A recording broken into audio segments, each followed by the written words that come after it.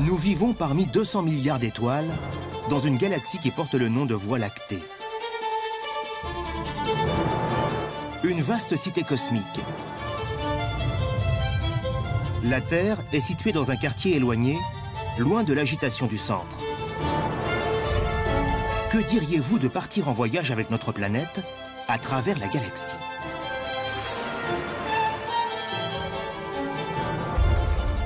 Un voyage parsemé de merveilles,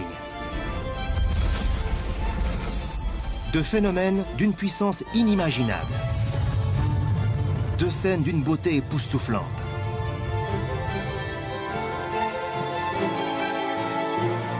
Au terme de ce voyage à travers l'espace et le temps, nous saurons comment est née notre galaxie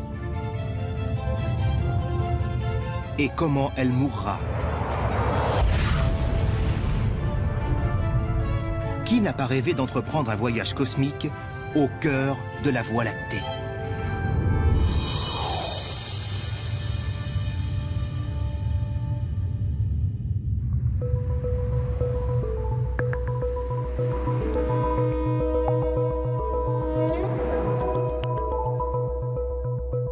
Beaucoup d'entre nous vivent dans des grandes villes. Des villes qui scintillent de mille feux. Mais la nuit, ces lumières nous masquent des choses étonnantes. Si on les éteignait, on obtiendrait cette vision spectaculaire. Une cité céleste.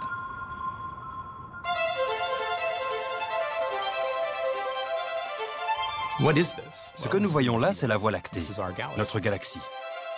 On peut se la représenter comme une ville composée d'étoiles. Notre Voie lactée contient 200 milliards d'étoiles.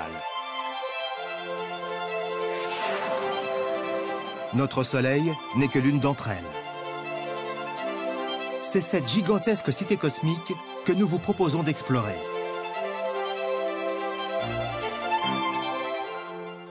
C'est une époque formidable pour un astronome, tout particulièrement quand on étudie la Voie lactée. On vit actuellement une véritable révolution. Nous pouvons faire découvrir des endroits incroyables. Nous allons embarquer pour un étonnant voyage. En compagnie de la Terre, nous parcourrons des milliers d'années-lumière jusqu'à des quartiers très éloignés de la galaxie, totalement différents du nôtre. De ces quartiers lointains, nos étoiles nous apparaîtront sous un jour tout différent. Nous verrons des cieux d'une beauté renversante. Des cieux illuminés non par un, mais par une multitude de soleils.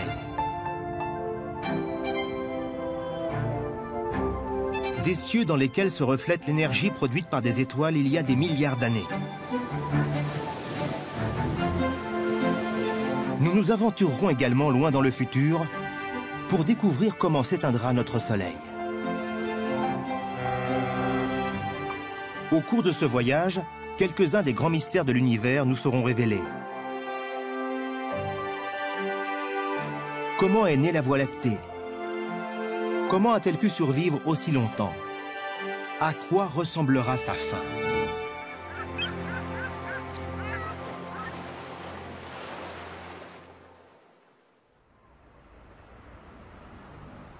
Notre cité stellaire est gigantesque. Pour effectuer ce voyage, nous devrons nous munir d'une carte de la galaxie. L'établissement d'une telle carte fait partie du travail des astronomes Robert Kirshner et James Bullock. La tâche est loin d'être facile. Tout d'abord, il faut définir à quel type de galaxie appartient la Voie lactée. Grâce au télescope spatial Hubble, les astronomes sont en mesure d'observer des milliards de galaxies. Bien qu'elles soient toutes différentes, on peut établir une typologie. Quand on étudie les galaxies présentes dans l'univers, on s'aperçoit rapidement qu'il en existe deux grands types. Les astronomes appellent les premières des galaxies elliptiques. Elles se présentent comme de grands ballons composés d'étoiles. Quel que soit l'angle sous lequel on les observe, elles sont toujours rondes un peu comme un ballon de football. Les galaxies spirales constituent l'autre grande classe de galaxies. Les étoiles de ces galaxies sont contenues dans des bras qui forment des spirales autour d'un centre. De profil, elles ressemblent un peu à des frisbees géants. À quel type de galaxie appartient la Voie lactée?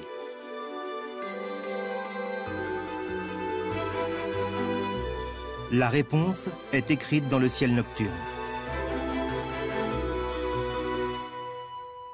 Nous pensons que la Voie lactée est une galaxie spirale. Ce que l'on voit quand on observe cette bande étoilée, c'est notre place dans l'univers. Nous faisons partie d'un gigantesque disque composé d'étoiles. Malheureusement, nous ne pouvons voir ce disque que de profil, ce qui nous en offre une vue limitée. Bien sûr, je ne peux pas vous montrer une photo de la galaxie sous son meilleur jour. On ne peut pas voler autour pour la photographier, malheureusement. On est nous-mêmes coincés dans ce disque. Mais on peut tout de même la photographier du sol. Cette image est une photo de notre galaxie, la Voie lactée, prise de la Terre. C'est l'une des photos les plus détaillées qui ait jamais été réalisée de notre galaxie. Sa résolution est de 100 millions de pixels, contenue dans plus de 1000 photos individuelles, prises dans les endroits les plus obscurs de la Terre.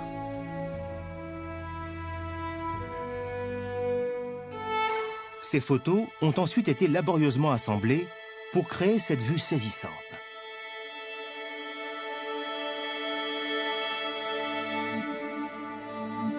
Mais même si elle est très impressionnante, cette vue ne représente qu'une partie de l'ensemble.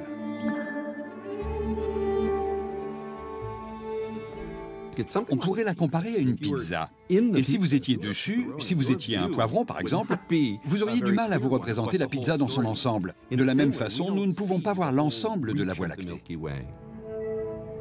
Les astronomes doivent posséder une vue aiguisée. Pour voir à quoi ressemble la Voie lactée, il faudrait pouvoir en sortir. Comme c'est impossible, on étudie les autres galaxies.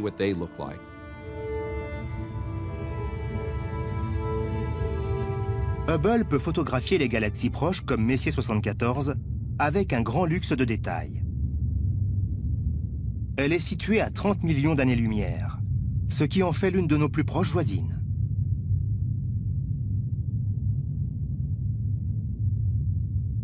Sa structure apparaît avec une précision impressionnante. C'est une magnifique galaxie spirale dont les grands bras étoilés s'enroulent autour d'un bulbe brillant.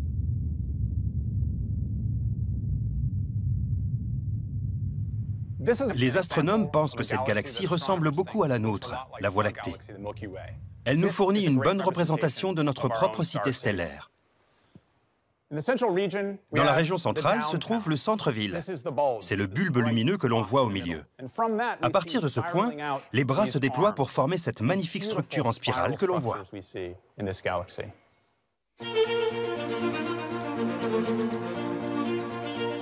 Les images des galaxies spirales prises par Hubble sont incroyablement détaillées. En les comparant avec celles de notre galaxie prise de la Terre, et en utilisant une série de satellites pour mesurer la distance et la densité des étoiles dans différentes directions, les astronomes ont pu établir un plan géant de notre cité stellaire.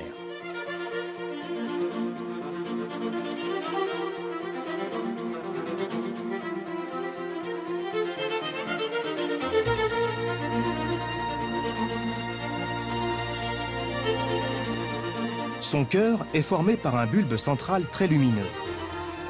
C'est le noyau galactique, le centre-ville de notre galaxie. À partir de ce cœur, se déploient deux majestueux bras spiraux, de larges bandes de lumière composées de milliards d'étoiles qui s'étirent vers la périphérie de la galaxie. Ils portent respectivement les noms de bras écu-croix, ou bras du Centaure, et de bras de Persée. La galaxie comporte aussi trois bras moins importants, contenant moins d'étoiles.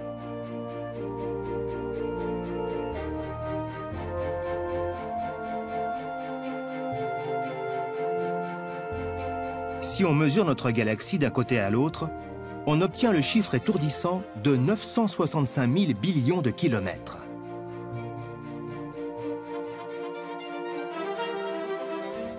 La lumière met 100 000 ans pour traverser notre galaxie. Notre galaxie est vraiment grande. Et quand on y pense, il est étonnant qu'on comprenne autant de choses sur ce système. Nous savons maintenant où nous nous trouvons. Notre Soleil et notre système solaire sont situés ici, dans un quartier tranquille, niché entre deux bras spiraux. C'est notre chez nous. Mais comme nous allons le découvrir au cours de ce voyage, d'autres quartiers de la galaxie sont totalement différents du nôtre. Nous allons traverser des zones industrielles très dynamiques, où chaleur et pression contribuent à forger de nouvelles étoiles, et où d'autres meurent en de violentes explosions.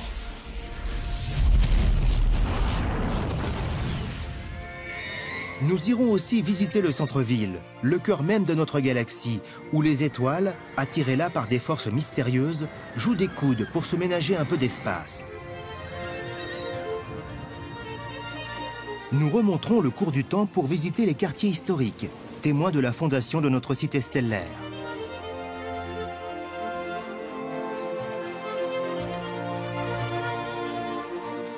Nous commencerons par emmener la Terre dans l'une des régions les plus spectaculaires de la Voie lactée. C'est là que nous apprendrons comment les 200 milliards d'étoiles de notre galaxie, parmi lesquelles notre Soleil, ont été créées. Et c'est à 2 pas de chez nous.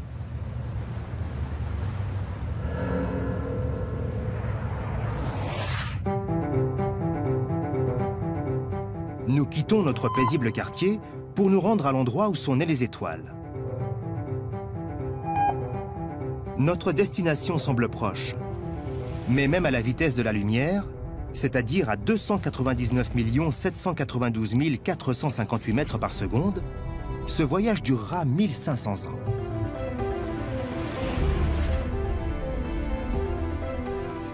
Nous arrivons près d'un vaste nuage rougeoyant formé de gaz et de poussière, la grande nébuleuse d'Orion. Une fois la Terre installée dans ce nouveau quartier, notre ciel ressemble à un tableau cosmique fortement illuminé.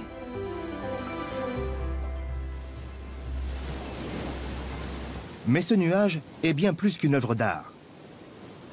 Il détient le secret de la formation de notre Soleil et de toutes les étoiles de la galaxie.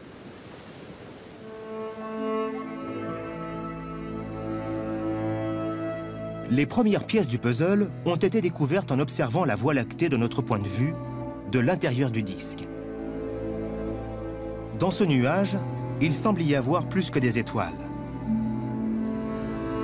À l'œil nu, on peut distinguer de grandes taches sombres. Les astronomes comme James Bullock disposent d'une image plus claire. La beauté de ce nuage vient peut-être du contraste né de la succession de zones très lumineuses et de zones sombres. Ces taches sont produites par de la poussière. Des nuages de poussière passent tels des ombres et les étoiles essaient de les transpercer de leur lumière. Certains nuages masquent complètement leur lumière, comme un nuage sur la Terre masque celle du Soleil.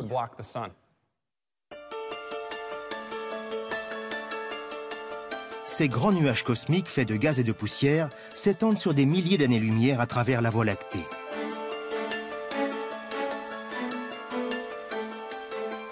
Hubble en a détecté dans la plupart des galaxies spirales. Ils forment de larges bandes sombres enroulées autour de leurs bras spiraux et qui s'étendent sur toute la surface de leur disque.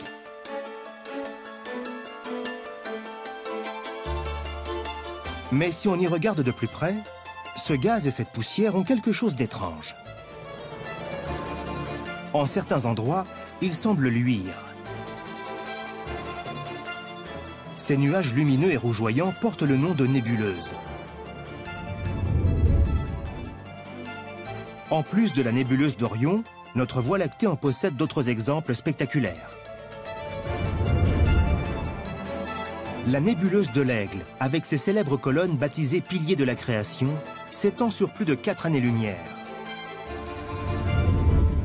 Ou encore la nébuleuse de la Carène, splendide tableau accroché contre les ténèbres de l'espace galactique. Ces couleurs vives nous apprennent de quels gaz sont composées les nébuleuses. Si elle contient de l'oxygène, on aura du vert. S'il y a de l'hydrogène, du rouge. Analyser la lumière d'une nébuleuse est donc très instructif. Cela nous apprend quels éléments sont présents, quelles sont ses conditions physiques. On peut ainsi avoir une idée de la densité du nuage, de sa température et de sa composition. On peut découvrir beaucoup de choses sur la zone dans laquelle elle se trouve en utilisant ces indices qui proviennent directement de ces gaz lumineux.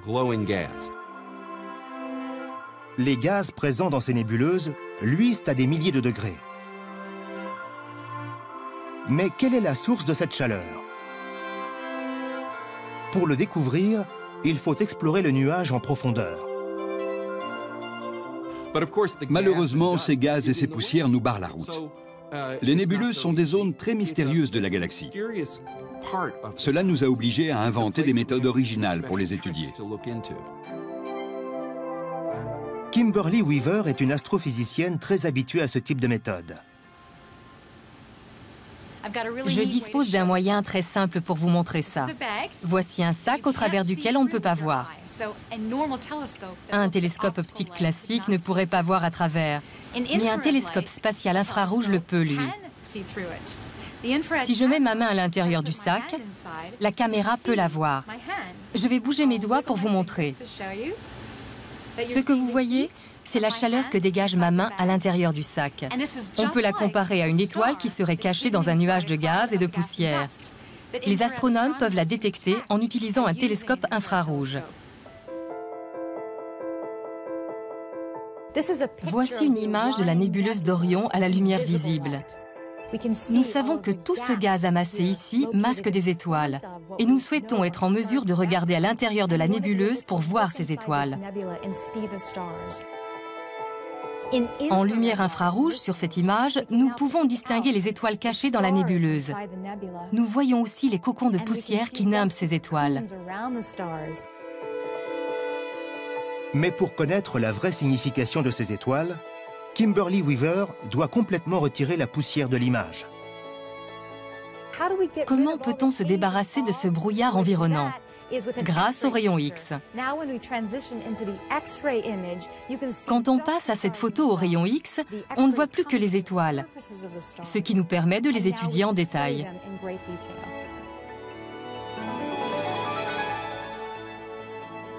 En analysant la lumière émise par ces étoiles, les astronomes ont fait une découverte sidérante. Au sein de cette nébuleuse se trouvent les étoiles parmi les plus jeunes connues, âgées d'à peine quelques centaines de milliers d'années. Un battement de cœur à l'échelle de notre galaxie.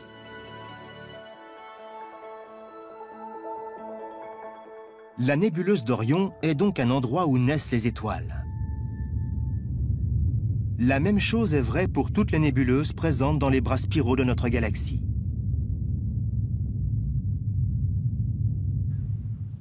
Ces régions sont des pouponnières d'étoiles. Ces jeunes étoiles font monter la température des nuages de gaz qui les entourent, ce qui explique leur couleur rougeoyante. Les étoiles sont avant tout composées de gaz, et notre galaxie en a. Elle a en fait une atmosphère composée de gaz et de poussière qui entoure toutes les étoiles que nous voyons dans le disque.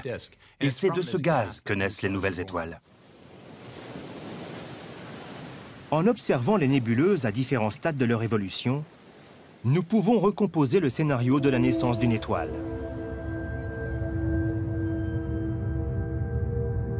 Tout commence dans des nuages de poussière et d'hydrogène froids et sombres, au sein desquels s'engage une lutte sans merci.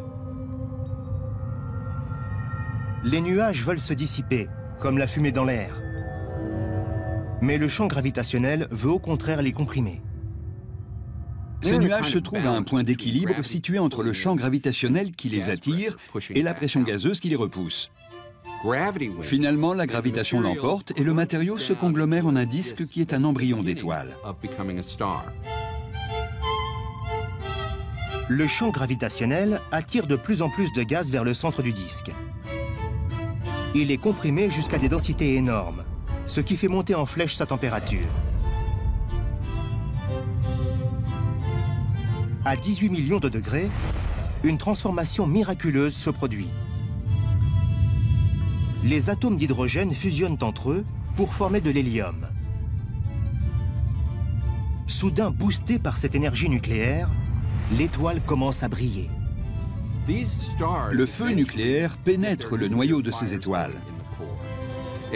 Leur température augmente alors et elles expulsent les matériaux qui les entourent, nettoyant ainsi leur voisinage proche.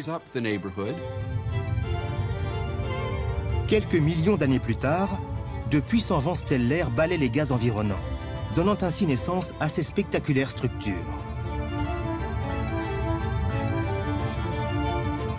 Le vent chasse les gaz et les poussières et nous fait découvrir cette chose merveilleuse, l'endroit où est née l'étoile.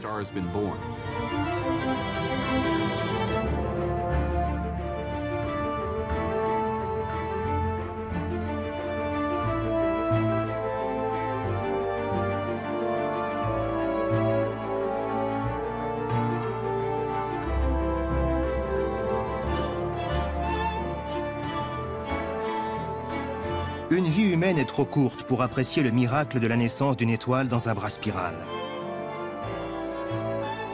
Mais en observant notre galaxie d'en haut, nous pouvons accélérer le temps cosmologique, convertir des millions d'années en tout juste quelques secondes pour observer la naissance d'une étoile à grande échelle.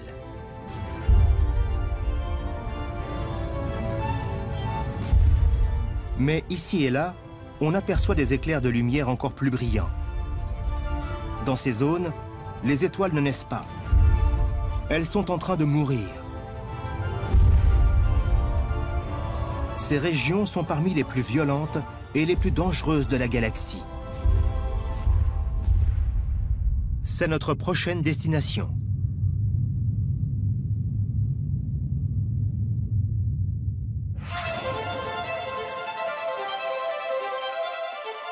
Nous faisons quitter à la Terre le voisinage du Soleil pour lui faire visiter un point précis dans le bras de Persée, situé à quelques 6500 années-lumière de là. Cette région nous offre l'un des plus beaux panoramas de la galaxie. Il porte le nom de nébuleuse du Crabe. Comme les nébuleuses qui engendrent des étoiles, elle est composée de gaz et de poussière. Mais leur point commun s'arrête à peu près là. Pour Alex Filipenko, cette nébuleuse est une zone industrielle très intéressante de notre galaxie où ont été fabriqués les éléments qui font notre monde. Regardez ce fer en fusion, mon Dieu! La nébuleuse du Crabe est un objet cosmique totalement fascinant. Ces gaz se dilatent très rapidement. La nébuleuse a l'air statique, mais ces gaz s'échappent de son centre vers l'extérieur à plus de 5 millions de km/h. Ils sont propulsés ainsi par un événement incroyablement puissant qui s'est produit dans le passé. Mais quelle force peut générer un phénomène d'une telle violence? Quand on examine les gaz de la nébuleuse du Crabe, qui se dilatent vers l'extérieur, et qu'on extrapole cette expansion en remontant dans le passé, on découvre qu'il y a environ 1 millier d'années, tous ces gaz se trouvaient en un point commun.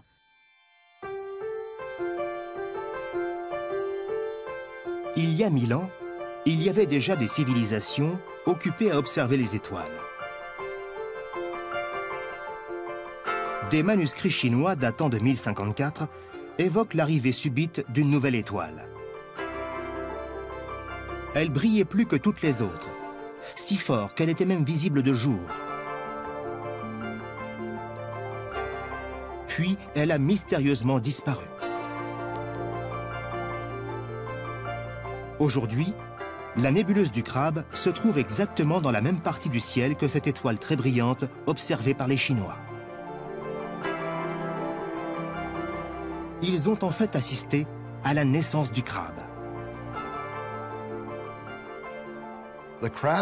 La nébuleuse du Crabe a été générée par l'explosion colossale d'une étoile en fin de vie. C'est un rémanent de supernova. Les bras spiraux de notre Voie lactée sont jonchés de ces rémanents colorés. Ce sont les tombeaux d'étoiles qui sont mortes violemment dans des explosions cataclysmiques que les astronomes appellent des supernovas. Comment ces catastrophes se sont-elles produites? Pour le comprendre, les astronomes doivent trouver une étoile massive à l'agonie. Les astronomes sont comme des détectives. On doit imaginer ce qui se passe dans l'univers en se basant sur un nombre parfois très réduit d'indices. Et pour la plupart d'entre nous, ces indices ne proviennent que de la lumière.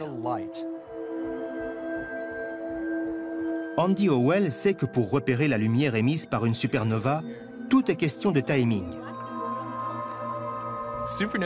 Dans une galaxie, il se produit en moyenne une explosion de supernova tous les 70 ans, soit environ la durée d'une vie humaine.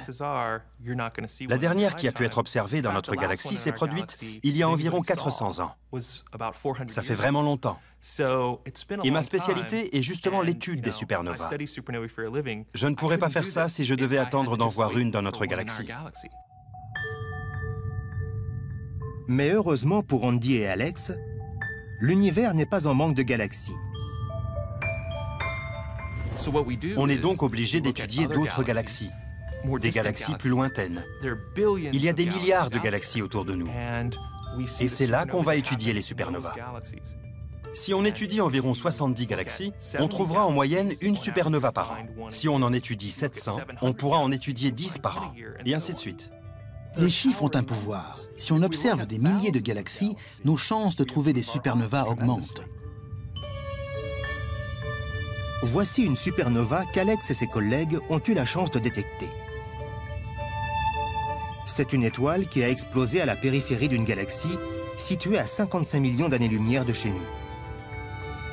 Durant un bref moment, elle a fait disparaître dans sa lumière toute la galaxie. La lumière d'1 milliard de soleils distillée par une étoile mourante. La lumière d'une supernova met 1 million, voire 1 milliard d'années à arriver jusqu'ici, selon qu'elle est située à 1 million ou 1 milliard d'années. Mais elle ne brille qu'un mois environ. On a donc cette petite fenêtre pour étudier ces phénomènes avant que cette lumière ne disparaisse à jamais. C'est un moment tellement crucial que dans leur laboratoire, Andy et son équipe mettent au point un dispositif de surveillance du ciel le plus large possible. On construit un réseau de télescopes pour pouvoir étudier les supernovas en plus grand nombre, de façon plus détaillée qu'on a pu le faire jusqu'ici. Laissez-moi vous montrer le réseau que nous construisons. Voici des télescopes de 4 mètres. On en a déjà 4 et on en construit 20 au total, qu'on va disposer tout autour de la planète. Certains de ceux-là iront au Chili et on en a déjà installé à Hawaï. Je vais vous montrer l'un des plus gros télescopes qu'on a construit ici. Voici un télescope d'1 mètre. On va en construire une quinzaine. Le miroir n'est pas encore installé, mais voilà où il sera placé. C'est lui qui reflètera la lumière de la supernova. Nous devons pouvoir étudier n'importe quel point dans le ciel, et pour ce faire, notre télescope pivote sur cet axe, sur cet anneau mobile en forme de C. Ce qu'il y a de merveilleux dans ce type d'observation, c'est qu'elle est effectuée par un robot. Je peux rester tranquillement ici, à Santa Barbara, avec une bière et une pizza, pendant que tous ces télescopes récoltent de nouvelles informations sur les supernovas un peu partout dans l'univers. Dès qu'ils ont détecté la lumière d'une étoile mourante, leur travail de détective commence. On récolte la lumière et on l'analyse en détail pour déterminer ce qui est en train de se produire. Quelle est la composition chimique de l'étoile? Quelle est sa pression interne, sa température? Quel type de processus nucléaire s'y produisent? Comment l'étoile explose? On détermine tout cela grâce à l'analyse de la lumière. Ce faisant, les astronomes ont découvert que seules les étoiles massives disparaissent de la sorte dans une explosion géante. Une étoile massive a une vie très intéressante et très vigoureuse. À l'origine, elle fait fusionner de l'hydrogène pour créer de l'hélium, processus générateur d'énergie. C'est ce qui fait briller l'étoile. Ensuite, les cendres de cette réaction, l'hélium, fusionnent à leur tour pour créer du carbone et de l'hydrogène, produisant ainsi encore plus d'énergie. Pour vous donner quelques exemples, le carbone et l'hydrogène peuvent ensuite fusionner pour donner naissance à des éléments encore plus lourds. En bout de course, on arrive au silicium et au sulfure, et enfin au fer. Quand elle commence à produire du fer, l'étoile géante est condamnée. une terrible bataille a lieu dans son noyau. L'énergie fait un mouvement de poussée externe, tandis que le champ gravitationnel a un effet inverse de pression vers l'intérieur. Pendant que la lutte se poursuit, l'étoile produit des éléments de plus en plus lourds, relâchant une énergie qui évite son effondrement total.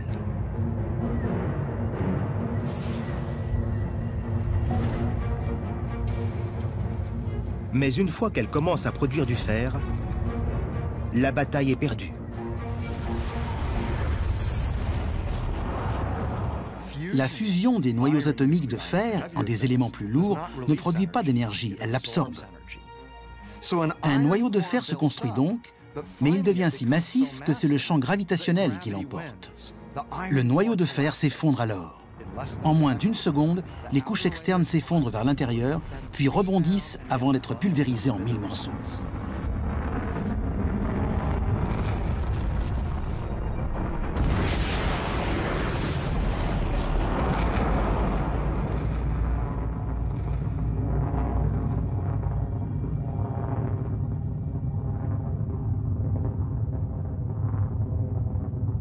Mais ce processus, qui signifie la mort pour l'étoile, est essentiel pour la vie de notre galaxie.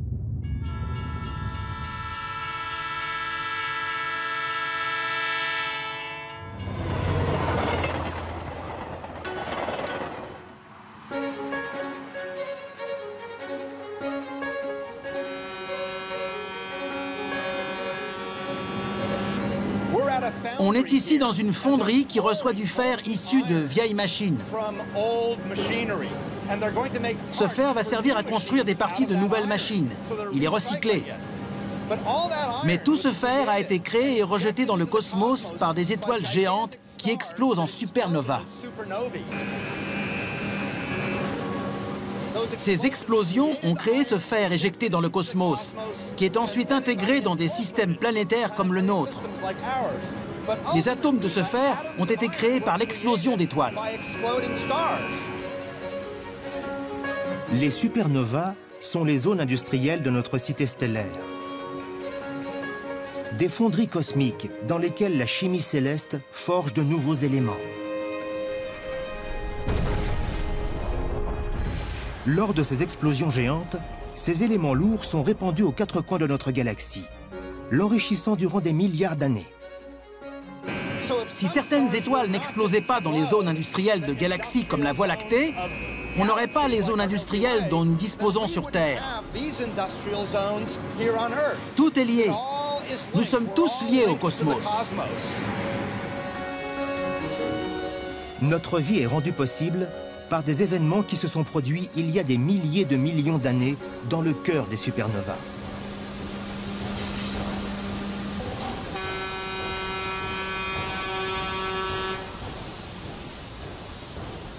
Il est fascinant de constater que les éléments lourds présents dans nos corps, le carbone dans nos cellules par exemple, ou le calcium dans nos os, l'oxygène que nous respirons, le fer dans nos cellules sanguines, tous ces éléments lourds ont été synthétisés, créés par des réactions nucléaires dans les étoiles et éjectés dans le cosmos par des supernovas.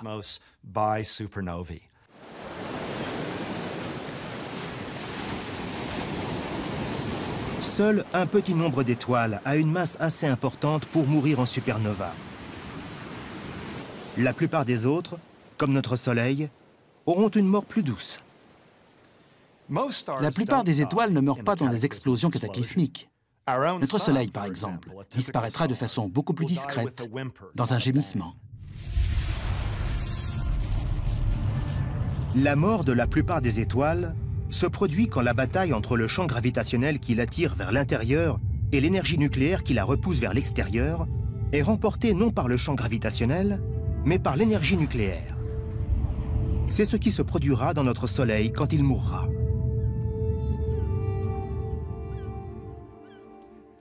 Dans 3 ou 4 milliards d'années, notre Soleil deviendra de plus en plus gros pour devenir un type d'étoile qu'on appelle une géante rouge. La couche externe de l'atmosphère gazeuse sera retenue si faiblement par le Soleil à cette période que les gaz seront chassés relativement doucement dans ce qu'on appelle un rot cosmique. Les restes de ces rots cosmiques jonchent également les bras spiraux de notre galaxie. Ces étoiles meurent en répandant des couches d'éléments cosmiques. Certaines de ces couches sont composées d'hydrogène, d'autres de silicium, d'autres de sulfure. Et les couleurs que nous voyons grâce à Hubble correspondent à ces trois éléments. Dans une zone située à proximité de notre Soleil, une étoile est en train de mourir. Elle a pour nom la nébuleuse de l'hélice. Elle offre un aperçu saisissant de la façon dont la plupart des étoiles finissent leur vie. Notre Soleil produira un spectacle similaire quand il mourra, dans environ 5 milliards d'années.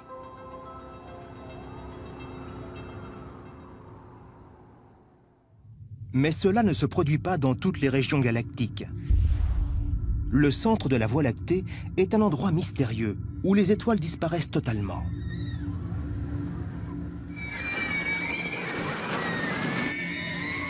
C'est notre prochaine destination.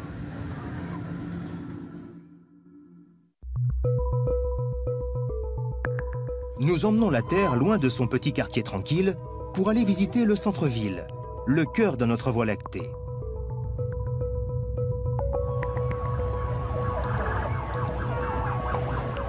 C'est un quartier dynamique, plein de vie, mais où il peut être dangereux de se promener. Andrea Ghez a passé plus de 15 ans à explorer ce quartier animé. Si nous pouvions faire un voyage qui nous mènerait des bras spiraux de notre galaxie, là où nous nous trouvons, jusqu'au centre de notre galaxie, nous découvririons des choses très intéressantes. Ce serait un peu comme déménager d'une banlieue tranquille pour aller s'installer au centre d'une zone métropolitaine très animée. Plus on approche du centre-ville, plus le nombre d'étoiles augmente. Au cœur de la galaxie, la densité stellaire est incroyable. Elle est environ 1 milliard de fois plus élevée que celle que nous connaissons dans la zone proche du Soleil. Ici, au centre de la Voie lactée, il y a tellement d'étoiles dans le ciel que la Terre est perpétuellement baignée de lumière.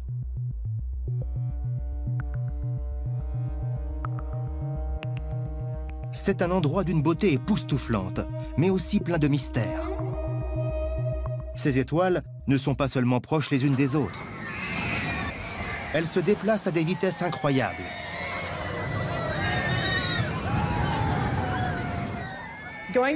Aller au centre de la galaxie, c'est un peu comme se rendre dans un parc d'attractions.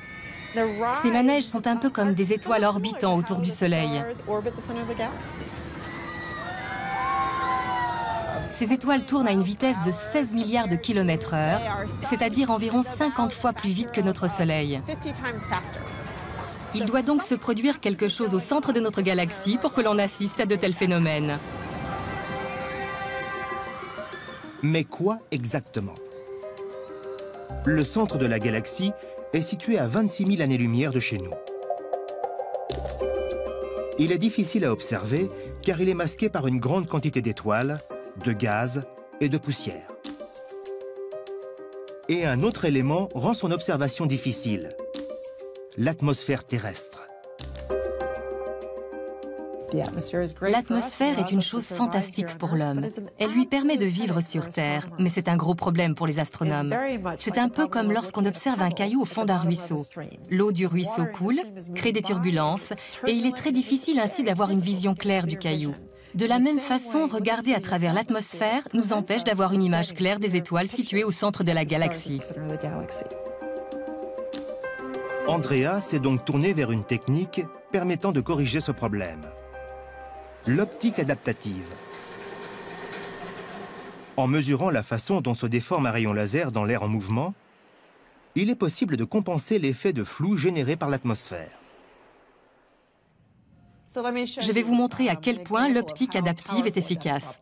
Les étoiles que nous voulons étudier sont celles situées au centre même de la galaxie. Et nous pensons que le cœur est juste au centre de cette boîte, dont on a ici une image panoramique. Sans la correction de l'optique adaptive, cette région est totalement floue. On ne voit pas les étoiles séparément. Avec l'optique adaptive, on les voit.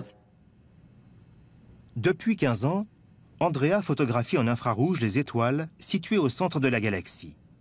À partir de ces photos passées en accéléré, elle a obtenu un film extraordinaire. Si on zoome au cœur même de la galaxie, on voit les données qu'on a prises ces 15 dernières années. On voit à quel point ces étoiles ont bougé.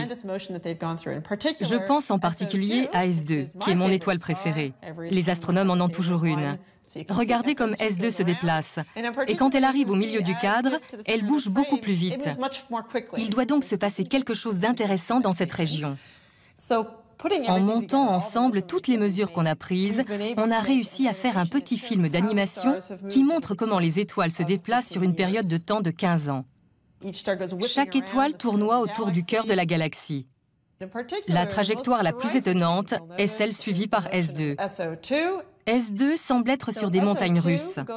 Elle arrive en tournoyant pour repartir ensuite dans l'autre sens. Un objet ayant une force gravitationnelle exceptionnelle envoie S2 dans une orbite très rapide autour du centre de la galaxie. Un objet incroyablement massif.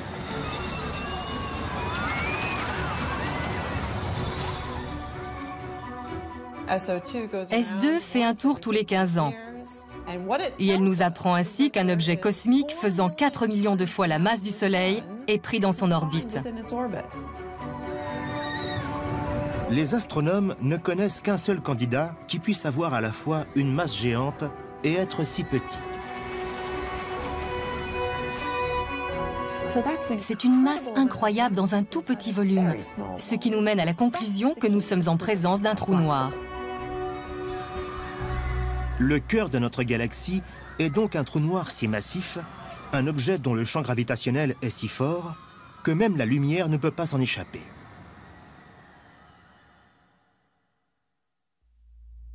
Voici une image réelle du centre de notre galaxie. On ne voit pas le trou noir, mais on distingue des nuages de poussière et de gaz lumineux qui montent en spirale vers lui.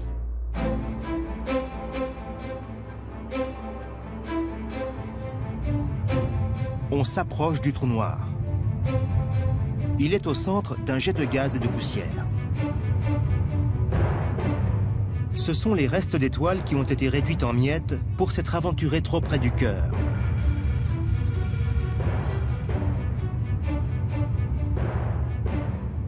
Les trous noirs grandissent avec le temps.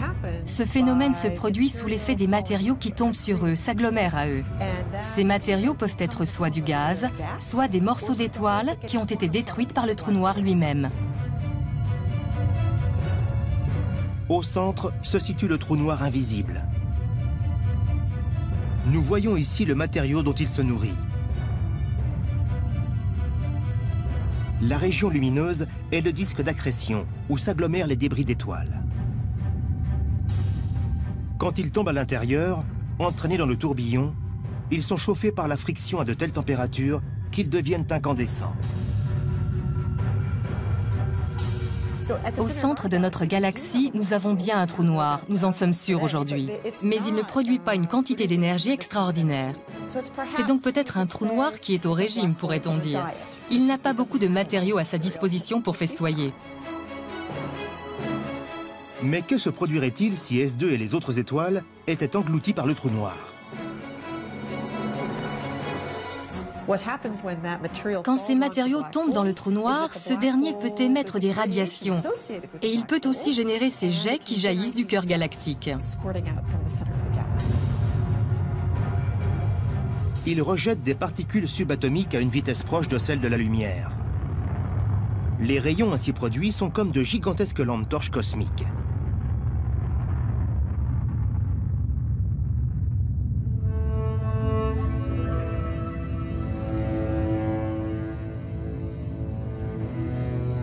Voici Messier 87, une grande galaxie elliptique avec en son centre un trou noir supermassif qui se nourrit de ses propres étoiles.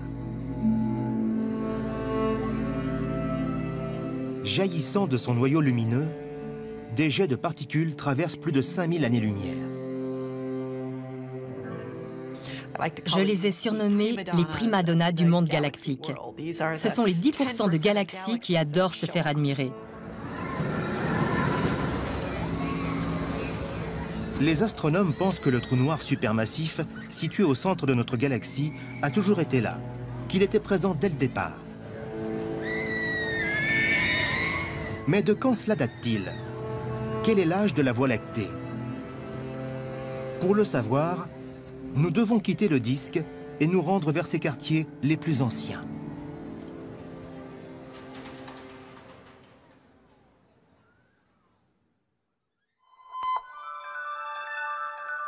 Nous voyageons maintenant vers le haut de la galaxie, en nous éloignant de notre système solaire et des bras spiraux de la Voie lactée. Devant nous s'étendent de vastes amas d'étoiles, des villes satellites qui orbitent autour du cœur de notre galaxie. Ce sont des amas globulaires. On en a découvert plus de 150 jusqu'à aujourd'hui. C'est ici que les astronomes ont trouvé la réponse à l'une des plus grandes questions de l'astronomie. Depuis combien de temps existe notre cité stellaire? Les amas globulaires sont de fascinants groupes d'étoiles. Ils contiennent chacun environ 1 million d'étoiles. Et ce qui est merveilleux, c'est que ces étoiles forment un groupe très dense. Si on pouvait visiter un amas globulaire, on serait ébloui par son ciel nocturne. Beaucoup des étoiles de ce ciel seraient aussi brillantes que la pleine lune. Dans toutes les directions, ce ciel nocturne serait rempli d'étoiles très proches et très lumineuses. Ce serait comme un feu d'artifice permanent. En plus de leur nombre très élevé, une autre particularité de ces amas d'étoiles mérite notre attention. L'un des aspects très intéressants de ces amas globulaires est qu'ils ne semblent pas contenir d'étoiles jeunes. Les étoiles ont des points communs avec l'homme. En les regardant, on peut deviner leur âge et la vie qu'elles ont menée. Chez l'homme, les cheveux grisonnent et la peau se ride. Chez les étoiles, c'est leur couleur et leur taille qui trahissent leur âge. Les étoiles les plus grosses, les plus massives, celles qui contiennent le plus de gaz, vivent à 100 à l'heure. Elles ne vivent pas longtemps, mais elles sont très lumineuses et très chaudes et tendent ainsi à être bleues. À l'opposé, on a les étoiles rouges qui utilisent leur énergie de façon très mesurée, qui vivent longtemps et ne brillent pas beaucoup. Ce type d'étoile a une très longue vie. En mesurant l'éclat et les couleurs des étoiles qui forment un amas globulaire, on peut deviner leur âge. Et ce qu'il est intéressant de noter, c'est qu'elles sont très vieilles. Les amas globulaires, ou tout du moins les étoiles qui les composent, sont dans la plupart des cas aussi vieilles que l'univers.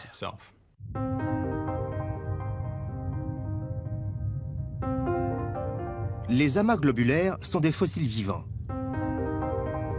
C'est un peu comme si on découvrait une communauté humaine qui serait là depuis l'âge de pierre.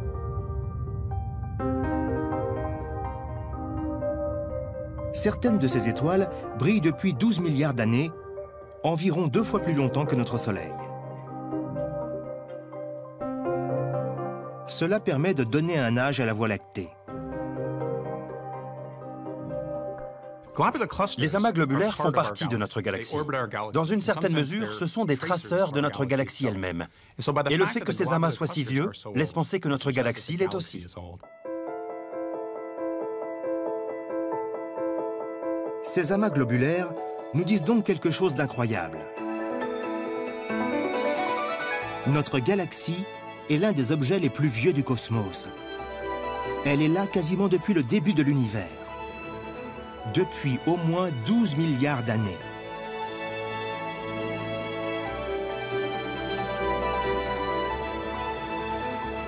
Les étoiles de ces amas révèlent aussi qu'au moment où elle s'est formée, la chimie de la galaxie était très différente de ce qu'elle est aujourd'hui. On peut mesurer les propriétés physiques de ces étoiles. Il apparaît qu'elles ont de très petites quantités d'éléments lourds. Des éléments comme le fer sont très rares dans les amas globulaires, comparés à des étoiles comme le Soleil. Ce qui est vrai pour les amas globulaires l'est aussi pour notre galaxie à ses débuts. C'était certainement un endroit beaucoup moins coloré. elle manquait des éléments lourds qui colorent les nébuleuses et les rémanents de supernovas que l'on voit aujourd'hui. Mais, fait plus important, notre galaxie serait restée sans vie. Il a fallu des milliards d'années aux étoiles pour former les éléments lourds qui permettront l'apparition de la vie dans la Voie lactée.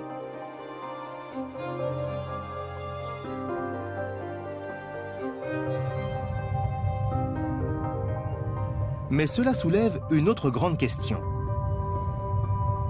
Comment la galaxie a-t-elle réussi à survivre aussi longtemps?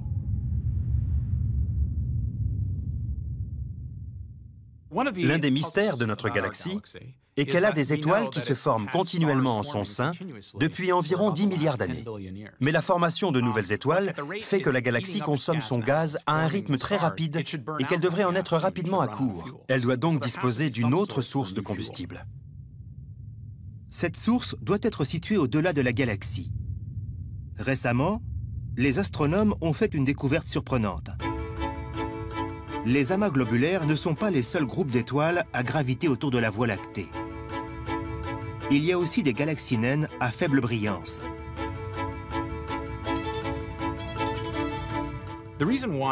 S'il nous a fallu si longtemps pour découvrir l'existence de ces galaxies naines à faible brillance, c'est qu'elles ne contiennent que quelques centaines ou milliers d'étoiles.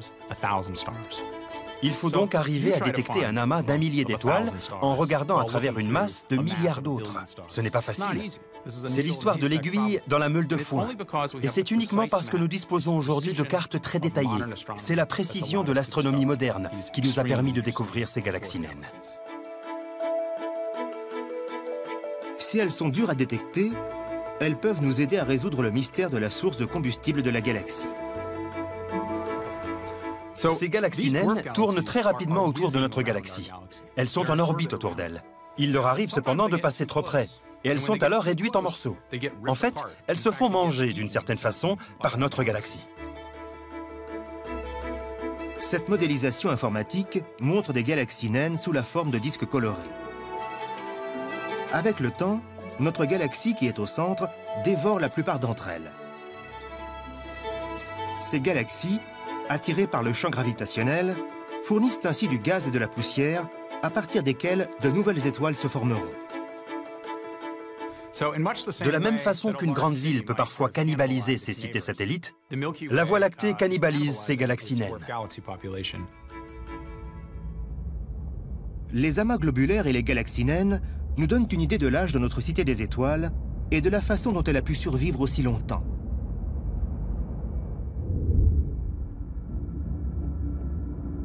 On supposait autrefois que ces galaxies naines marquaient les limites de la Voie lactée. Mais aujourd'hui, les astronomes pensent que notre galaxie est beaucoup plus grande que ce que nous pouvons en voir. Pour comprendre pourquoi, nous allons mettre le cap sur les étoiles situées à l'extérieur du disque galactique.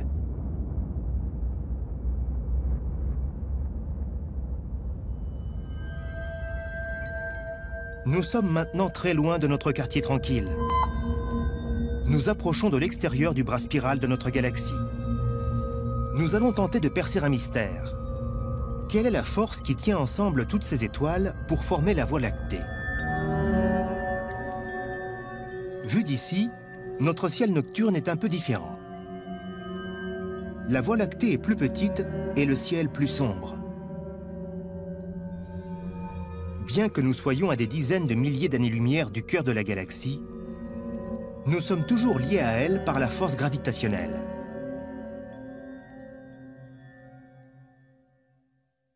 La gravitation est la force qui fait que deux objets sont attirés l'un vers l'autre.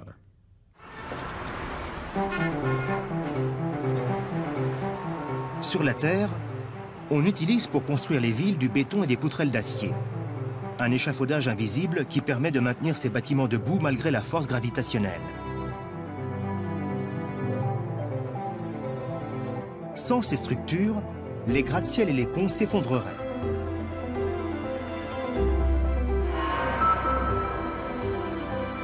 Mais la force gravitationnelle ne régit pas seulement notre Terre. Elle gouverne l'ensemble de l'univers. Ces lois sont simples. Tout ce qui a une masse a une force gravitationnelle. Et plus cette masse est importante, plus la force gravitationnelle de l'objet est forte. Avec ses 200 milliards d'étoiles, la Voie lactée a une masse énorme et une force d'attraction gravitationnelle gigantesque. Comme ces bâtiments, notre galaxie doit aussi s'étayer pour résister aux forces de la gravitation.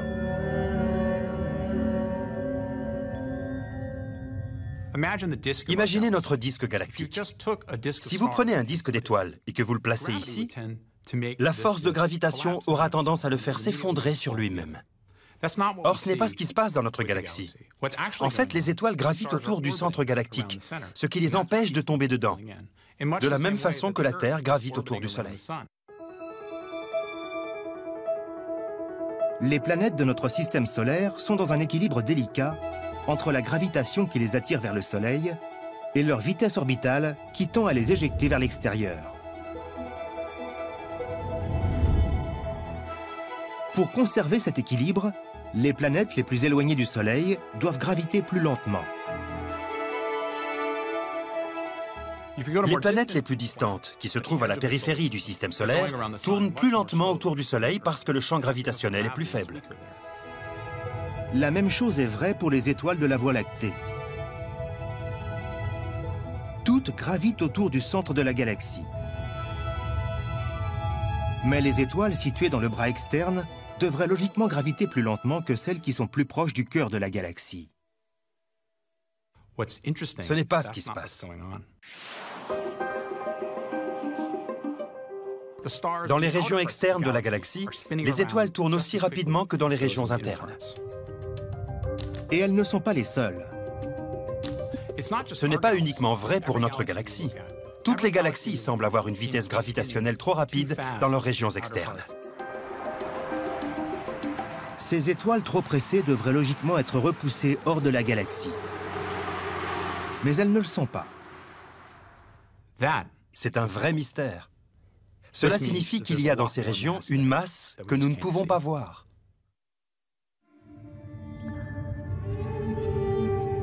Cette masse doit produire la gravitation qui maintient ces étoiles sur leur orbite.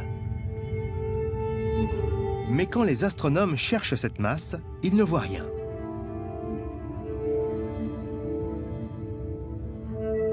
Cela a mené des cosmologistes comme Joël Primark à une conclusion stupéfiante. Toutes les galaxies, toutes les étoiles, les gaz, les poussières et les planètes, tout ce que nous voyons avec nos plus grands télescopes ne représente qu'environ 0,5% de ce qui se trouve vraiment dans l'univers. Le reste est invisible. C'est pour la plus grande partie une substance mystérieuse que l'on appelle la matière noire. On ne peut pas voir la matière noire. On peut voir la matière normale parce que la lumière brille et se reflète sur elle. C'est ce qui fait que vous pouvez me voir. La matière noire ne fonctionne pas de cette manière. La lumière la traverse. On peut détecter la matière noire parce qu'elle a une masse. Tout objet ayant une masse agit sur les autres objets par le biais de la gravitation. C'est la règle d'or de la masse. Elle attire les autres objets. Sans la matière noire, la Voie lactée ne pourrait pas exister. La galaxie tourne, et elle tourne même très rapidement. Et si elle tourne aussi rapidement, c'est parce qu'elle contient une grande quantité de matière noire. La matière noire a une masse très importante, et elle a donc une grande force gravitationnelle. Si on pouvait par magie retirer toute la matière noire de notre galaxie, elle volerait en éclats. Les étoiles auraient des trajectoires droites, et en très peu de temps, la galaxie disparaîtrait. Ce serait une gigantesque pagaille cosmique. Il y aurait une énorme quantité d'objets volant en tous sens. Ce n'est pas vrai seulement pour notre galaxie, ça l'est pour toutes les galaxies et tous les amas de galaxies présents dans l'univers. Tous ces éléments sont maintenus en place par cet objet invisible qu'on appelle la matière noire. Nous avons besoin de cette matière noire. C'est la colle qui assure la cohésion des galaxies. La découverte de la matière noire a révolutionné notre représentation de la Voie lactée. Les étoiles de la galaxie ne représentent qu'une fraction de sa masse globale. Tout le reste est composé d'un halo invisible de matière noire. Ils nous entourent tous, vous, moi et chaque étoile de la galaxie. Les étoiles ne représentent que la région centrale. Le halo est au moins 10 fois plus gros et pèse bien plus que 10 fois plus que toutes les étoiles, les gaz et les poussières que l'on peut voir. C'est l'ensemble de cette structure qui constitue vraiment la Voie lactée. Et cela ne concerne pas seulement notre galaxie, ça s'applique à toutes les galaxies que l'on a étudiées. Cette matière noire ne fait pas qu'assurer la cohésion de galaxies comme la nôtre. Les astronomes pensent maintenant qu'elle unit la Voie lactée et des milliards d'autres galaxies en une structure extraordinaire.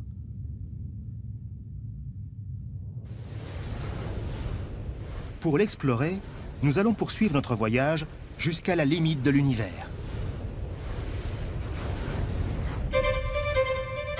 Nous quittons maintenant la galaxie pour entamer un trajet qui fera parcourir à la Terre des milliards d'années-lumière d'espace et des milliards d'années de temps.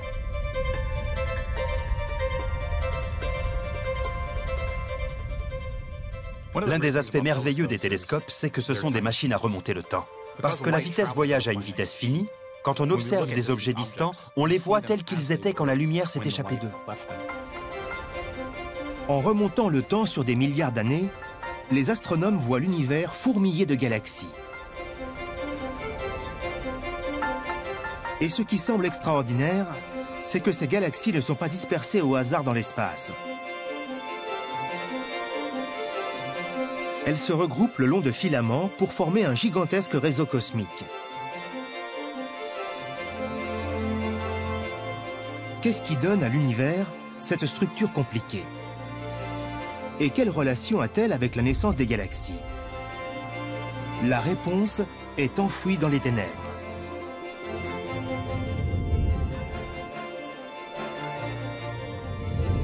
Si l'on regarde assez loin en arrière, on s'aperçoit que petit à petit, les galaxies disparaissent. Nous atteignons une période étrange, située il y a quelques 12 milliards et demi d'années. On ne peut rien voir de cette période, car rien ne s'est encore formé. On a baptisé cette époque l'âge des ténèbres. Durant l'âge des ténèbres, l'univers était un endroit totalement différent de celui que nous connaissons aujourd'hui. À cette époque, il était rempli de nuages d'hydrogène très denses. Comme les gaz qui bouchent la vue des étoiles dans la Voie lactée aujourd'hui, ces nuages empêchent de voir ce qui pourrait être caché dedans. C'est frustrant, parce que cette région, cette époque historique, contient, d'une certaine façon, la pierre de Rosette de la formation galactique. Mais on dispose d'indices sur ce qui pourrait se produire à l'intérieur de ces nuages d'hydrogène très denses. Si l'on remonte encore plus loin dans le temps, tout juste 380 000 ans après le Big Bang, l'univers n'était pas que ténèbres.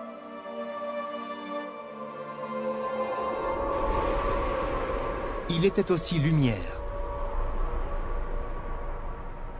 Les astronomes perçoivent encore aujourd'hui son faible rayonnement électromagnétique. Cette image est vraiment surprenante. C'est une image de l'univers jeune. C'est une image du rayonnement du Big Bang. À cette époque, l'univers était le même partout, rempli d'une atmosphère chaude, faite de matière et de radiation. Mais les graines d'un univers très différent, celui que nous connaissons aujourd'hui, étaient déjà semées. Où que notre regard se porte dans l'univers, on voit des structures. Il est couvert de galaxies. D'où viennent ces galaxies? Un indice important est contenu dans cette image. Si vous la regardez attentivement, vous verrez qu'elle comporte des points rouges et des points bleus. Ces régions rouges sont des régions contenant plus d'objets. Les bleus sont celles qui en contiennent moins. Cette image nous apprend qu'il y avait des variations infimes dans la densité du gaz qui emplissait l'univers jeune. De minuscules ondulations qui vont grandir avec le temps. Nous pensons que ces ondulations primitives sont les graines de toute la structure à venir. Ces ondulations se sont développées pour former les premières galaxies. Mais comment quelque chose d'aussi petit a-t-il pu devenir quelque chose d'aussi grand? Il fallait une source supplémentaire de force gravitationnelle pour amplifier ces ondulations et leur permettre de former les galaxies telles que nous les connaissons aujourd'hui. Cette gravitation supplémentaire sera apportée par la matière noire. C'est la première matière noire qui va former la structure.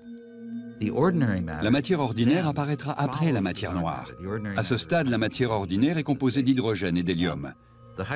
L'hydrogène et l'hélium tombent au centre des halos de matière noire qui sont en formation et qui deviendront à terme des galaxies. Si ces hypothèses sont justes, le lien entre ces ondulations infimes dans l'univers naissant et le grand réseau cosmique qui remplit maintenant l'espace est la matière noire.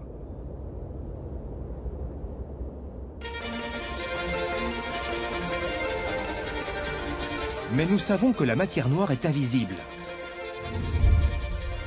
Nous n'avons donc aucun moyen de la voir créer ce réseau cosmique. Mais il est possible de simuler ce processus grâce à l'un des ordinateurs les plus puissants du monde.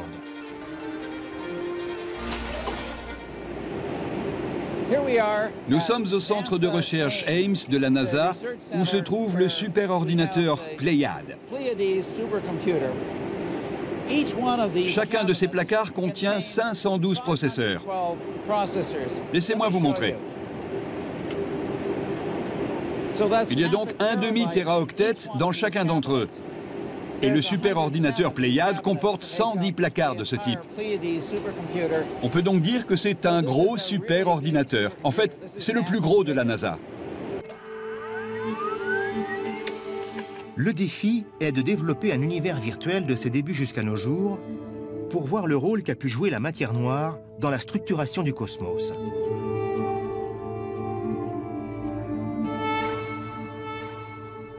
Si on tentait de faire ce travail sur un ordinateur individuel, cela prendrait plus de 680 ans. Si on fait bien notre boulot, on pourra monter un film à partir des images qui montrera toute la structure de l'univers. Voici le résultat final. On l'a baptisé Bolchoï. C'est une visualisation impressionnante de ce à quoi pourrait ressembler la structure de la matière noire dans l'univers aujourd'hui.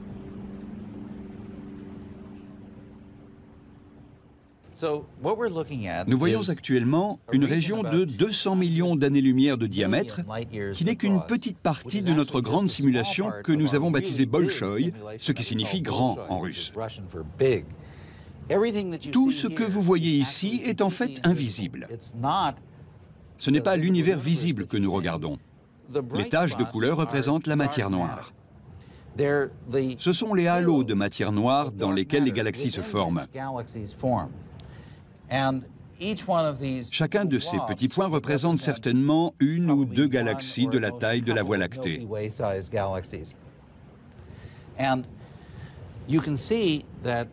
On voit que les galaxies se développent en longues chaînes, que l'on appelle des filaments. Toute la structure se forme le long de ces filaments de matière noire. Pour Joël Primark, le test de vérité consiste à comparer la structure de matière noire prédite par Bolchoï avec la réalité, la structure des galaxies que l'on observe dans l'univers. D'après ce que l'on voit, ces univers simulés que l'on a construits à l'aide des superordinateurs ressemblent exactement à ce que l'on voit dans l'univers. Il ne semble y avoir aucune divergence. C'est exactement ainsi que l'on observe la distribution des galaxies dans l'univers visible. Les simulations Bolchoï sont étonnantes. Elles correspondent parfaitement au schéma des galaxies telles que nous les voyons aujourd'hui dans le cosmos.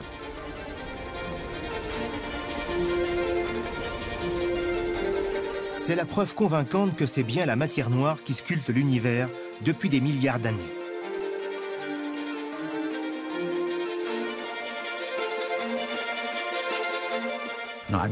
Tout cela m'impressionne beaucoup, parce qu'on avait pris des risques en faisant ces premières hypothèses.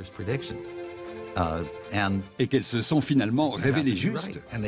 Et elles le sont toujours. C'est une grande joie pour un théoricien, bien sûr. En remontant au commencement de l'univers, les astronomes ont découvert l'origine de la structure du cosmos.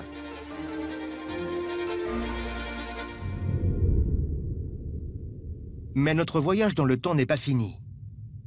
Nous ne savons toujours pas comment les premières galaxies ont donné naissance aux toutes premières étoiles.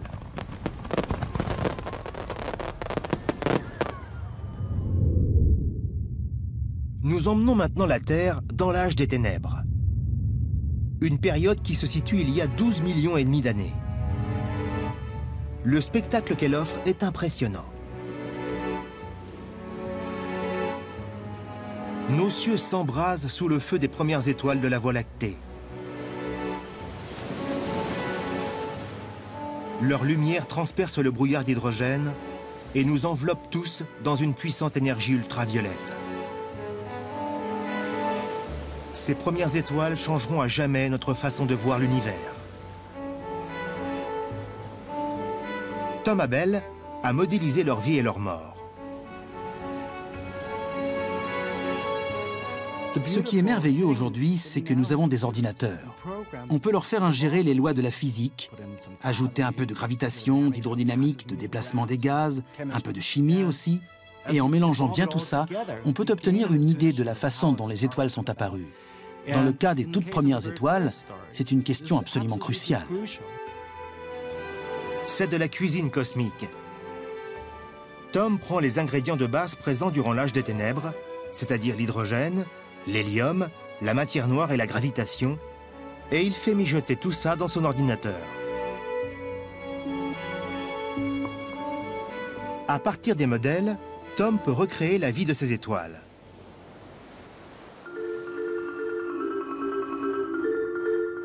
On voit ici l'une des toutes premières étoiles de l'univers. Elle est 100 fois plus massive que le Soleil et 1 million de fois plus brillante. Ces premières étoiles sont énormes.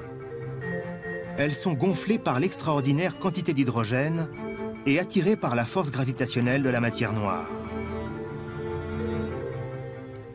Étant donné qu'elles ont beaucoup de combustible à brûler, on pourrait penser qu'elles ont une longue espérance de vie. Mais elles vivent à toute allure et meurent au bout de seulement quelques millions d'années. Les premières étoiles de notre Voie lactée étaient des objets terrifiants. Des étoiles d'octane qui brûlaient leur hydrogène à une vitesse formidable. Elles parcouraient leur cycle de vie à toute allure. Elles vivent un peu comme des rockstars. Elles brûlent la chandelle par les deux bouts et elles meurent jeunes. Elles consument leur carburant très rapidement et au bout de quelques millions d'années, elles meurent. Elles meurent dans des explosions parmi les plus violentes qui aient secoué l'univers. De gigantesques supernovas qui brillaient puissamment.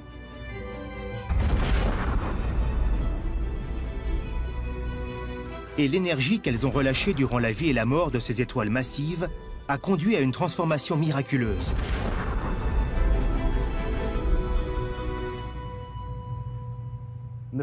Durant les premiers milliards d'années de l'histoire de l'univers, les galaxies ont commencé à se former dans un brouillard d'hydrogène épais et sombre, et leur lumière ne peut nous atteindre.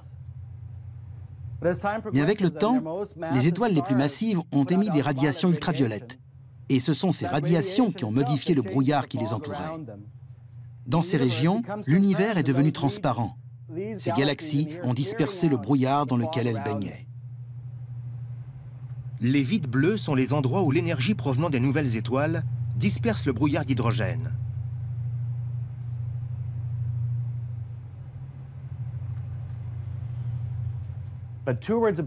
Environ 1 milliard d'années après le Big Bang, ce brouillard s'est dissipé entièrement, ce qui nous permet de voir aujourd'hui l'ensemble de la galaxie. L'âge des ténèbres a pris fin.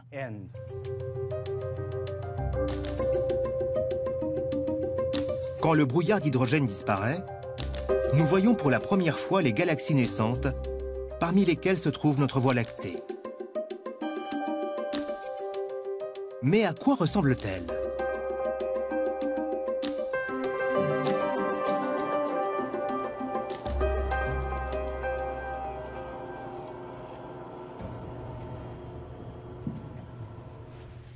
Cette magnifique image, c'est le champ profond d'Hubble. C'est la photo avec le plus longtemps d'exposition jamais prise par le télescope spatial Hubble. C'est l'image certainement la plus célèbre parmi les astronomes professionnels. Durant 11 jours, le télescope Hubble a observé un tout petit morceau de ciel de la surface d'une pièce de 5 centimes tenu à 25 mètres de distance.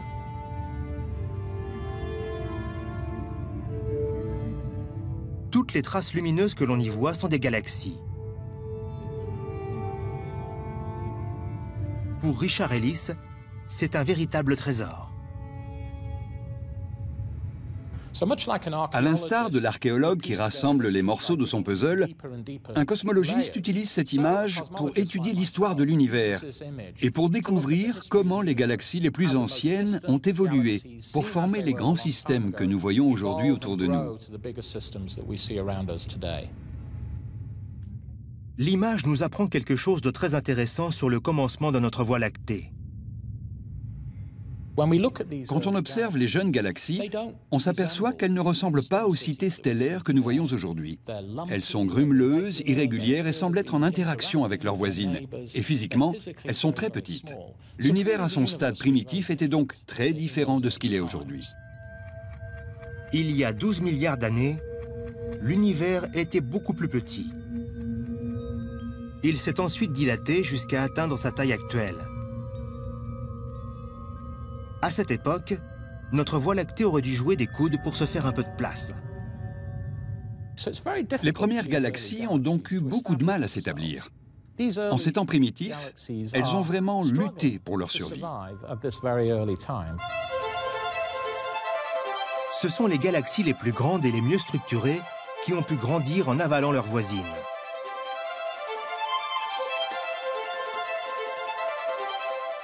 Ces systèmes primitifs ont donc du mal à se former, mais finissent quand même par fusionner avec leurs voisins pour donner naissance aux grands systèmes que nous voyons aujourd'hui. Ce sont ces collisions dans l'univers primitif qui ont créé la belle galaxie spirale dans laquelle nous vivons. Mais les astronomes pensent que la Voie lactée connaîtra encore une autre collision. Une collision qui la changera à jamais.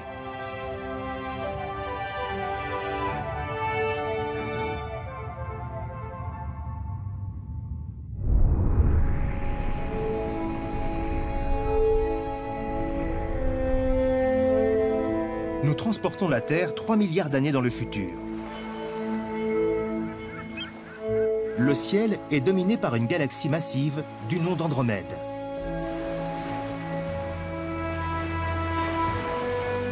Le tableau qui s'offre à nous semble paisible. Pourtant, l'une des plus grandes catastrophes de l'univers va bientôt se produire. On en voit les signes annonciateurs dans ces mystérieuses images prises par Hubble. On y voit un type de galaxie ne ressemblant à aucun autre. Des galaxies qui semblent altérées, déformées. Pour comprendre ce que représentent ces mystérieux objets, les astronomes se sont tournés vers les ordinateurs. On construit d'abord des galaxies qui ressemblent à la Voie lactée. On les laisse évoluer dans l'ordinateur. Elles développent leur structure en spirale. Les images sont très réalistes. Puis, on les place sur une trajectoire de collision. Si l'on fait un arrêt sur image et que l'on compare ces simulations aux photos prises par Hubble, tout devient soudain très clair. Nous regardons l'un des plus grands accidents qui puissent se produire dans le cosmos. Deux galaxies entrant en collision.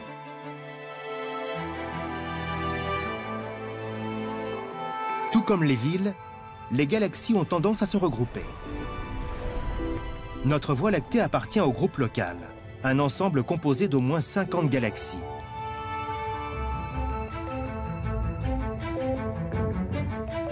La plus grande d'entre elles est Andromède, une galaxie spirale encore plus grande que la nôtre. Aujourd'hui, Andromède est situé à 2,5 millions d'années-lumière de la Voie lactée. Mais les astronomes, comme Abraham Loeb, savent que cette distance tend à se réduire. Quand j'ai commencé à travailler dans le domaine de l'astrophysique, j'ai remarqué que la plupart de mes collègues étudiaient les interactions des autres galaxies entre elles et d'éventuelles collisions. Et je m'étonnais qu'ils ne se préoccupent pas de la nôtre et d'Andromède, qui vont finir par se rencontrer. Le destin de notre cité stellaire est-il déjà écrit? Notre galaxie se dirige à toute allure vers la grande galaxie d'Andromède. Elles se précipitent l'une vers l'autre et se rencontreront d'ici environ 2 milliards d'années. Abraham Loeb et ses collègues ont décidé de simuler ce clash des titans. C'est la première simulation de ce type à avoir été faite. Au départ, les deux galaxies s'interpénètrent, produisant ces belles traînées d'étoiles créées par la force gravitationnelle. Puis elles s'éloignent l'une de l'autre et tournoient pour se retrouver à nouveau. Elles formeront alors une grande sphéroïde d'étoiles que j'ai baptisée la galaxie de Milkomeda. Quand la Voie lactée et Andromède fusionneront, ce seront près d'1 trillion d'étoiles qui se rencontreront.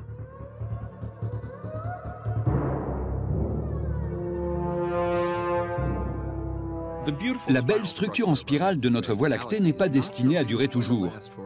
Durant une période donnée, ce sera une belle pagaille. La collision ne va pas détruire les deux objets cosmiques, mais les gaz des deux systèmes vont se rencontrer. Cela provoquera la formation en grand nombre de nouvelles étoiles. La formation de ces nouvelles étoiles marquera la naissance d'une nouvelle galaxie.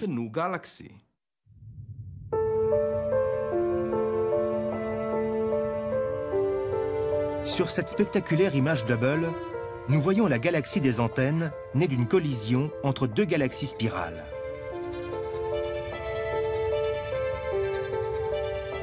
Les galaxies connaissent une période très active de formation d'étoiles, comme en témoigne la multitude de nébuleuses roses très lumineuses.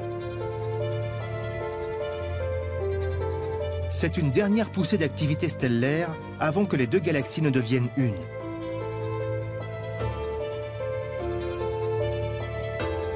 Voici le destin qui attend notre Voie lactée quand elle fusionnera avec Andromède, dans environ 3 milliards d'années.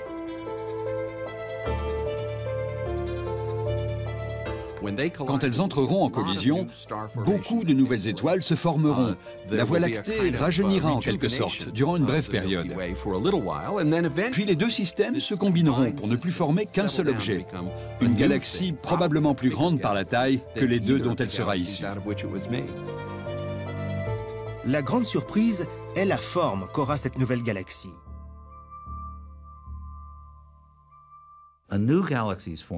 Dans cette nouvelle galaxie qui se forme, au lieu des disques sur lesquels les étoiles tournoyaient, qui étaient plus ou moins plats, les étoiles vont aller dans tous les sens, comme dans les galaxies elliptiques que nous voyons. Nous sommes convaincus que ce processus représente dans une large partie la façon dont se forment les galaxies elliptiques. La collision de la Voie lactée avec la galaxie d'Andromède donnera donc naissance à une galaxie elliptique géante. Avant que cela ne se produise, nous aurons encore un magnifique spectacle à admirer. Andromède va s'étirer dans le ciel sur une distance équivalente à celle de la Voie lactée.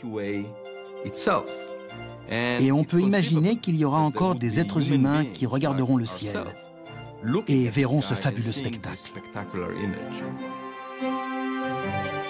Mais serons-nous les seuls? Notre galaxie abrite-t-elle d'autres civilisations? Il est temps d'entreprendre la dernière partie de notre voyage. La recherche d'autres formes de vie à l'intérieur de la Voie lactée.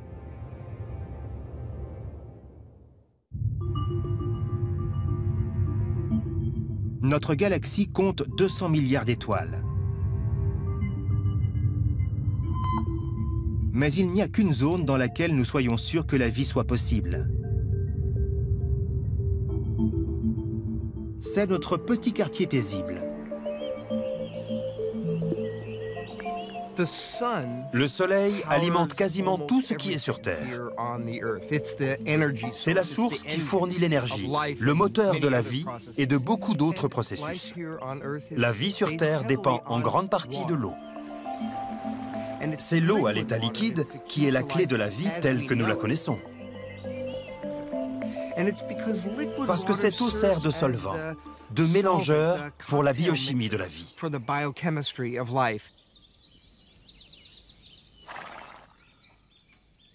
La Terre est la seule planète du système solaire à avoir de l'eau à l'état liquide en abondance à sa surface. Et comme Jeff Marcy le sait bien, cela est dû à la distance de la Terre par rapport au Soleil. Vénus est plus proche du Soleil. Mars en est plus éloigné.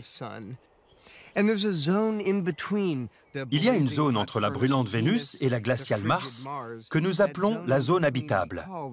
Et la Terre se trouve pile dedans. Dans cette zone, l'eau est à l'état liquide.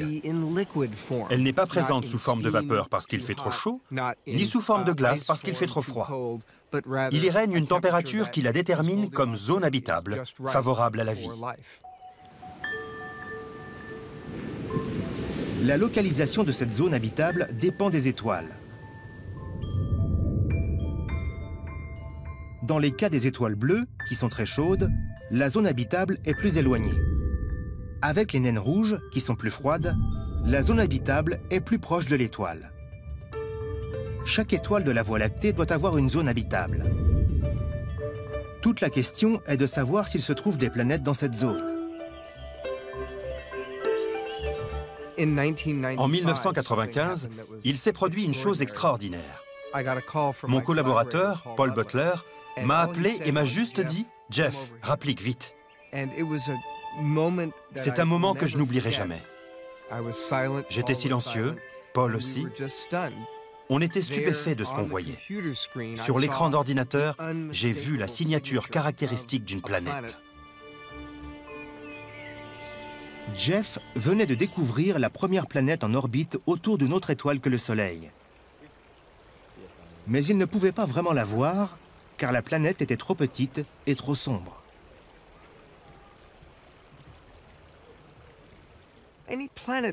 Toute planète gravitant autour d'une étoile est noyée dans la lueur de cette étoile, qui est environ 1 milliard de fois plus brillante qu'elle. Donc, plutôt que de détecter des planètes, on observe les étoiles. Une étoile qui a des planètes orbitant autour d'elle va osciller dans l'espace, parce qu'elle est attirée vers ces planètes par la force gravitationnelle. En observant uniquement l'étoile, on peut donc ainsi déterminer si elle a des planètes qui gravitent autour d'elle et à quelle distance.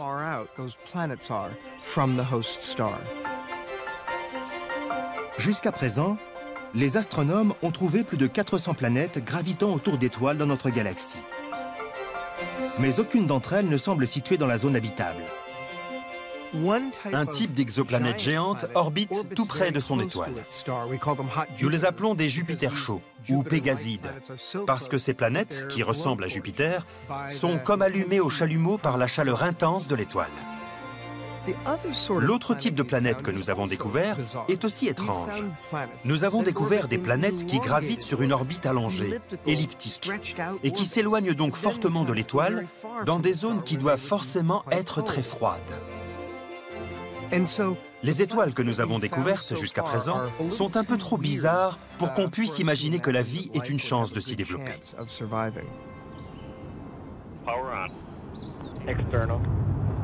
Mais tout ceci va peut-être changer. Récemment, la NASA a lancé un nouveau télescope très puissant du nom de Kepler. Il a pour mission de détecter des planètes de la taille de la Terre qui pourraient orbiter dans des zones inhabitables autour d'étoiles proches. Kepler travaille d'une façon très simple. Tout ce qu'il a à faire, c'est de surveiller l'éclat de 100 000 étoiles avec une telle précision qu'il peut détecter une planète aussi petite que la Terre si elle est placée dans la lumière de l'étoile.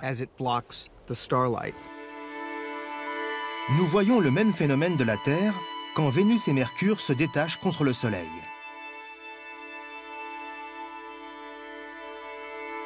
Mais la tâche de Kepler est bien plus ardue. C'est un peu comme si on cherchait une poussière sur une lampe torche en remarquant un affaiblissement de la lumière produite par la lampe torche à l'endroit où se trouve cette poussière. À partir de cette petite zone plus sombre, on peut déterminer la taille de la planète. Mieux encore, grâce à la façon dont elle fait osciller son étoile, Jeff Marcy peut déterminer sa densité. C'est vraiment merveilleux, car grâce à ces mesures, nous allons pouvoir distinguer les planètes gazeuses, probablement impropres à la vie, des planètes rocheuses, qui peuvent avoir une surface couverte d'eau à l'état liquide. Les astronomes ne savent pas combien de planètes Kepler trouvera. Mais avec 200 milliards d'étoiles dans la Voie lactée, la galaxie doit en être pleine. Seth Shostak a fait le calcul. Tout nous indique que beaucoup de ces étoiles ont des planètes, peut-être la moitié d'entre elles. Et en général, elles en ont plus d'une. Il y a sûrement quelque chose comme 1 million de planètes dans notre galaxie. 1 trillion de planètes. C'est un nombre difficile à se représenter. Mais quelles sont les chances que l'une d'entre elles se trouve dans un endroit favorable à l'apparition de la vie ? Nous pouvons étendre le concept de zone habitable autour d'une étoile à l'échelle de l'ensemble de la Voie lactée. Au cours de notre voyage à travers la Voie lactée, nous avons appris un grand nombre de choses qui peuvent nous aider à déterminer une zone galactique habitable, un havre sûr qui pourrait abriter la vie. Au centre, il y a une quantité très élevée de rayons X, des ondes radioélectriques et même des rayons gamma, qui détruiraient la toute première forme de vie monocellulaire, très fragile, débutant son évolution. Le centre-ville est dangereux. Il abrite un trou noir supermassif. Et quand on s'en approche trop, il peut arriver toutes sortes de désagréments. Il y a aussi beaucoup d'étoiles dans cette zone, ce qui a priori peut sembler positif. Mais quand il y en a trop, elles ont tendance à bousculer les comètes, qui viennent se cogner contre les planètes environnantes. Et demander aux dinosaures, ce n'est pas toujours agréable. Les bras spiraux sont des quartiers plus tranquilles. Mais là aussi, tout dépend de l'endroit où l'on se trouve. Si vous vous trouvez sur une planète proche d'une supernova, cette explosion peut vous gâcher votre journée. Même si la vie y apparaissait, elle pourra disparaître au bout de quelques centaines de millions d'années. Ces régions sont des zones à éviter, les no man's land, si on peut les appeler ainsi. La grande banlieue de notre galaxie est plus tranquille. Mais même ici, la vie aurait du mal à se développer.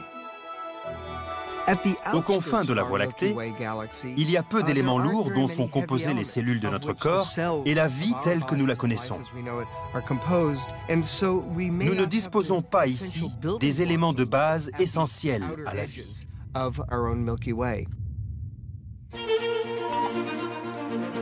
Notre localisation n'a donc rien d'un accident. Notre région, coincée entre deux bras spiraux, est un endroit d'exception. Elle n'a quasiment pas changé durant des milliards d'années, ce qui a donné le temps à la vie d'apparaître et d'évoluer.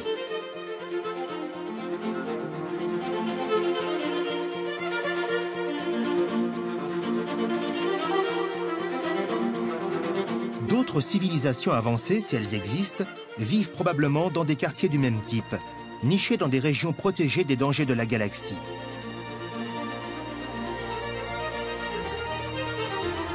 Il nous reste à les trouver. Mais la galaxie est grande.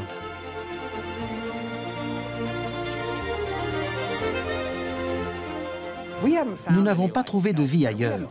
Nous n'avons trouvé aucune algue, aucun signe convaincant. Pourquoi ? Eh bien, moins d'1 millier d'étoiles ont été étudiées attentivement pour voir si elles pouvaient avoir des planètes pouvant accueillir une forme de vie intelligente. C'est un peu comme si on allait en Afrique pour voir des grands animaux, des éléphants, des girafes. Et qu'en arrivant, on en cherche sur le premier hectare de terrain qu'on voit et que, n'y trouvant pas d'éléphants, on abandonne.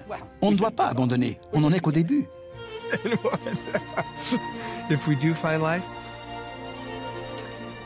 Si on trouve une forme de vie ailleurs dans l'univers,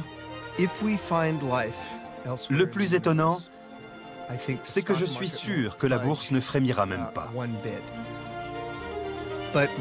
Mais nous, les hommes, nous saurons pour la première fois dans notre histoire que nous ne sommes pas seuls, que nous avons des parents parmi les étoiles, et que notre destinée est peut-être de nous aventurer parmi elles, de communiquer avec elles, et de devenir les membres d'un gigantesque country club galactique.